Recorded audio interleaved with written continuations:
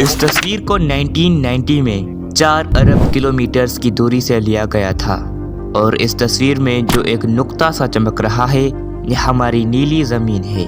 वो ज़मीन जहाँ पर अरबों रियासतें हैं, साइंस है, फिलोसफी है और ना जाने क्या कुछ है, वो सब इस पेल ब्लू डॉट में मौजूद है। इस तस्वीर से तो हम अंदाज़ा कर सकते हैं कि हमारी कायनात कितनी वसी है और हम इस वसी व अरीज़ कायनात में कितने छोटे हैं। इससे तो आप ज़रूर आशना होंगे। ये हमारी नीली ज़मीन का चांद है जो हमसे 3 लाख किलोमीटर से भी ज़्यादा दूर है।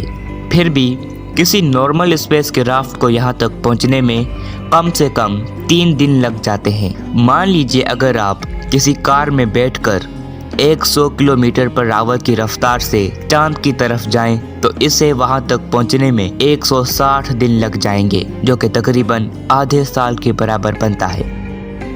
लेकिन अब हम सन की तरफ बढ़ेंगे। ये हमारा सूरज है। ज़मीन और सन के बीच के डिस्टेंस को साइंसदान एक एस्ट्रोनॉमिकल यूनिट कहते हैं। एक एस्ट्रोनॉमिकल यूनिट तकरीबन 150 मिलियन किलोमीटर्स के बराबर होता है। लेकिन 900 किलोमीटर पर आवर की रफ्तार के हामिल कमर्शियल जेट को यह फासला तय करने में 19 साल का वक्त दरकार होगा।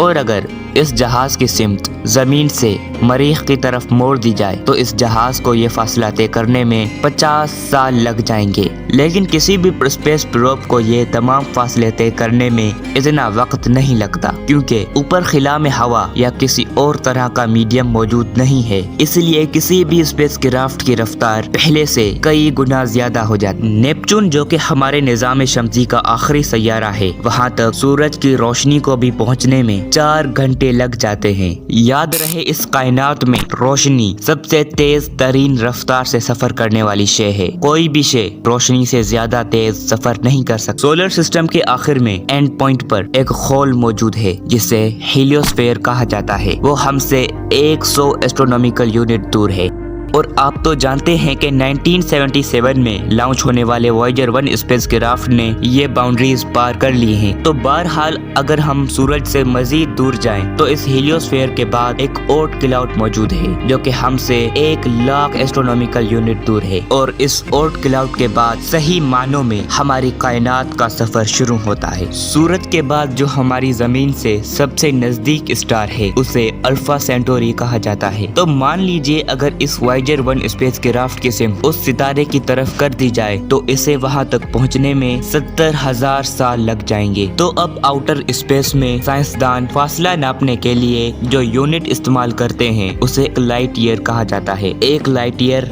9.461 ट्रिलियन किलोमीटर के बराबर होता है। लेकिन ये तो सिर्फ एक स्टार का केस था। अब हम सूरज से और दूर चलेंगे। ये हमारी मिल्की वे गैलेक्सी है और इसके एक सिरे से दूसरे सिरे तक का फासला 100,000 लाइट ईयर्स के बराबर है, जिसमें अरब सूरज यानी कि स्टार मौजूद हैं और हर एक स्टार का अपना अपना प्लैनेटरी सिस्टम है।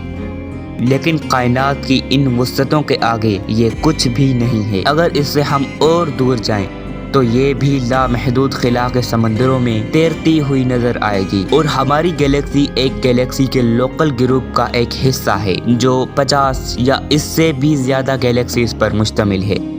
लेकिन अगर हम इस लोकल ग्रुप से भी बाहर झांके तो गैलेक्सीज का विर्गो सुपर क्लस्टर नजर आएगा। और दूर जाने पर हमें अंदाजा होगा कि गैलेक्सीज का विर्गो सुपर क्लस्टर कुछ भी नहीं था, जिसके एक सिरे से दूसरे सिरे तक का फासला 150 मिलियन लाइट ईयर्स पर फैला हुआ था। अगर हम और दूर जाएं तो इसकी औकात भी रेत के जर्रे के बराबर भी नहीं। और इसके बाद लेनिया की सुपर क्लस्टर का मंजर आपकी आंखों से टकराएगा। इस क्लस्टर में 1 लाख या इससे भी ज्यादा वसीओ अरीज कहकशाएं मौजूद है। और इस अजीम शान सुपर क्लस्टर के एक सिरे से दूसरे सिरे तक जाने के लिए लाइट को भी 520 मिलियन साल लग जाएंगे। क्या होगा अगर हम और दूर जाएं? तो दोस्तों, मजीद दूर जाने करने के बाद हम ऑब्जर्वेबल यूनिवर्स के हुदूद तक आ गए हैं और ये कायनात 93 बिलियन नूरी साल पर फैली हुई है। एक अंदाजे के मुताबिक इस ऑब्जर्वेबल यूनिवर्स के अंदर 2000 ट्रिलियन गैलेक्सीज मौजूद हैं, लेकिन इस ऑब्जर्वेबल यूनिवर्स के बाहर न जाने क्या मौजूद है, क्योंकि वो इतनी दूर है कि हम उसका मुशाहिदा ही नहीं कर सकते। क्योंकि दोस्तों हम तब देख पाते हैं जब किसी भी चीज की लाइट हमारी आंखों से टकराती है, और अब इस ऑब्जर्वेबल यूनिवर्स के बाहर इतनी वुसअत मौजूद है तो वहाँ की लाइट हम तक पहुँच ही नहीं सकती।